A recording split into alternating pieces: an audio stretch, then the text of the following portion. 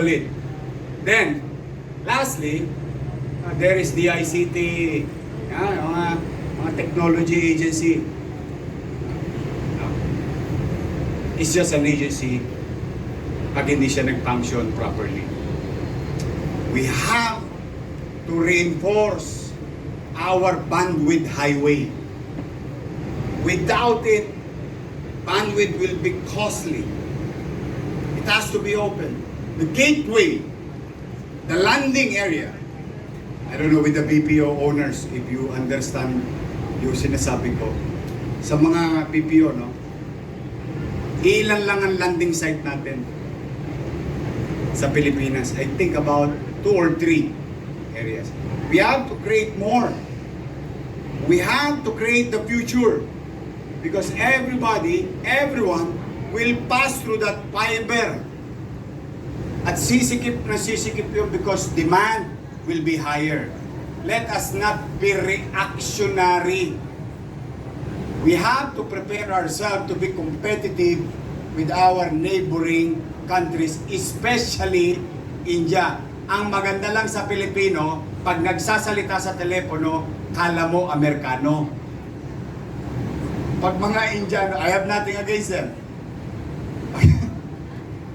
Mga Indiano, hello? Operator? Oh wait, for a moment. Pero pagka Pilipino, grabe. May ano pa may Islam. Kaya hindi nadidistinguish ng mga Onax, no, ng mga Amerikano, na iyon ay sa Pilipinas. Yeah, that's how talented we are. That's how we adapt with our surroundings. And that's how we are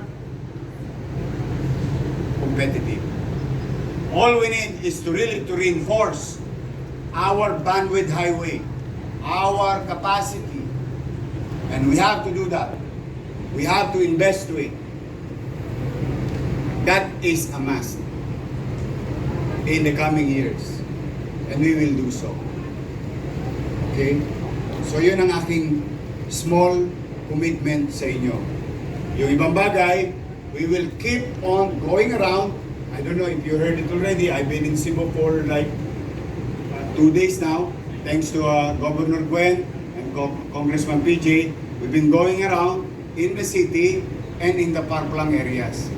So that to listen, yung tunay na sitwasyon sa mga rural areas. In your case, there's nothing new to me because we have BPO in Manila. And we try to hold them back, not to close. Kaya sabi ko sa kanila, you just do business in Manila, no harm will come to you. The ease of doing business. Recently, we were awarded again. We became from a Dugyot city, go Google it, from a Dugyot city, the city of Manila landed top 50 out of 600 cities competed in the Bloomberg Philanthropies Worldwide. Yes, you Google, we landed the top 50 finalists. 2 lang sa Pilipinas ang nanalo. Butuan City, yes, and Manila. Because we adapted with technology. We adapted to the ease of doing business. And yet, it says in 2 years. So, yun lang. At baka meron kayong katanungan. Let me answer your queries. Alright. Okay, so we'll be entertaining questions for now. Anything under the sun. But we Ayan, have light. nandito si girl. Oh, Ito, Yorme. sure. Ayan. Hello, madam. Good afternoon. What's your name? Okay, Ma'am Che, go hit it. Hi, my question is, what is your plan in terms of IT infrastructure? Oh, that I just mentioned it. We have to build more landing areas. We have to create our own submarine cable through fiber optics. We have to engage with Tata. I don't know if you know Tata, no? Tata owns a lot of submarine cable in the world. Tata is not only a car manufacturing, but he owns cable, fiber optics. And hopefully, mukhang isa sa mga idol ko, si Elon Musk. Ha? Dahil, yung tao rin, hindi yata rin natutulog yun eh. But there is this future. And I do believe in this future. In fact, meron akong isang kaibigan involved to bandwidth selling. Sabi ko sa kanya, pare, bili mo na yung exclusive distributorship nitong product na to. May future to. You know Starlink? The low orbiter Satellite. bandwidth service that even in the middle of WPS, the West Philippine Sea, you can get a signal. Yes. In the desert, you can get it.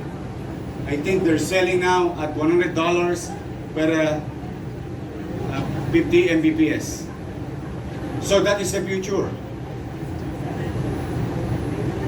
Parang yung internet, parang magiging LAN na lang. So, yung mga ganung bagay, dapat hindi tayo nahuhuli. Kasi, nung nagpunta ako sa Korea, I think about 10 years ago, you know how much access that I have in public Wi-Fi? Public Wi-Fi, Korea, 27 Mbps. Free. Kaya sa Maynila, di ba, meron kaming free Wi-Fi.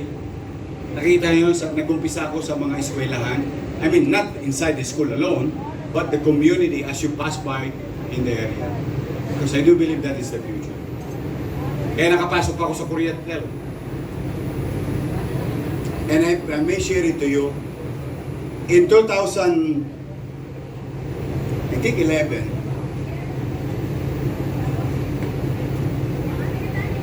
I went to one wheelchair.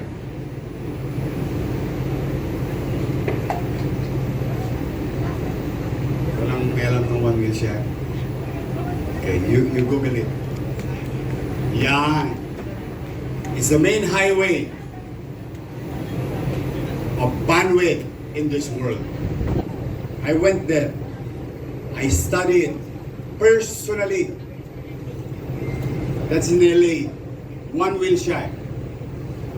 Okay, you just Google it, you check. One wheelchair. Yun ang homing. Doon umuwi lahat. Kaya loko-loko lang to si nagkamali ng tinira. Pag yun na nadali, ako kukulaps lahat. Yes. Kaya yung tanong mo na yun, with all honesty, ako, I'm no specialist in telecommunication, but I know the future of telecommunication. And there is business, and there is an industry that can be created about telecommunication using maximum long-term physical deployment, physical development of our communication highway. At ang maganda, hindi siya rocket science. Hindi siya going to the moon.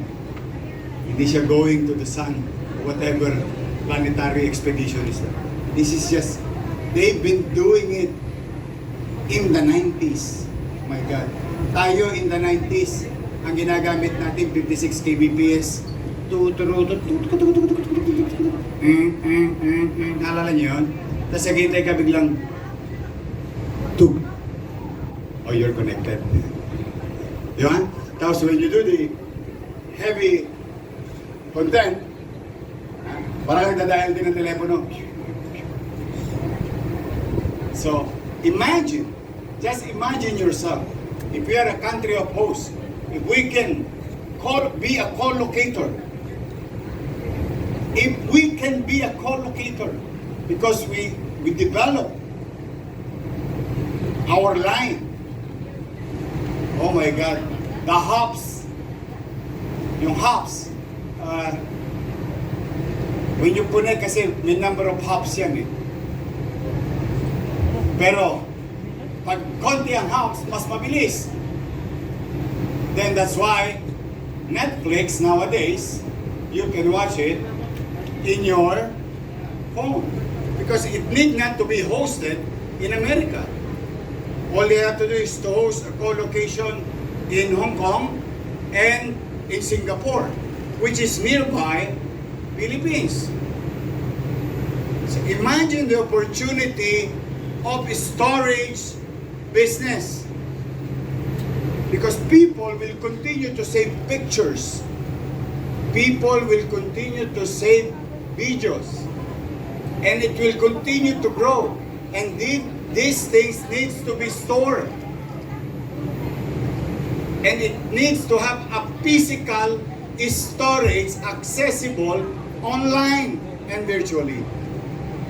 And imagine that if I'm standing here in Cebu at this X hectares and you see one building being created as co-locator the way it is in One Wilshire. You know, in One Wilshire, naku Diyos ko, ang yaman nung napakaswerte, pinagpala, tumama sa loto ng Amerika yung may-ari nun. But it can happen. It is duplicable. Yes, it can be done. So, yun yung, kung iniisip mo, meron ba akong idea about IT business? At least mabibigyan mo ako 80% above passing average. And by heart. When I say I know it by heart. Because I believe in that industry. And I believe that we Filipinos can learn so many skills using technology. Yes, ako lang ang masama mag-English. No? Pero magaling mag-English ang Pilipino. Kaya natin. Mas malambot ba ang dila? Kaya natin maganda. Kaya tayo sikat. Tayo pinakamagaling na seaman. Did you know that? We don't create ships. We don't build ships. But we have the best crew in the world. Our nurse, they don't do it only because for a fee, because they put heart on it. Doctors and nurses. Oh, designers. Ay, designer, dito sa Cebu. Meron dito. Koban, ano? Koban Pue. Di nga, Cebu ano yun eh. Ang mahal-mahal ng upuan nun. Pero world class. Competitive. Di ba? Ang galing, ang ganda. See? All you have to do, one, believe in yourself. Two, the government should believe in you. And I believe in you. And there is future in IT business. Give it a chance if I'm going to be your leader.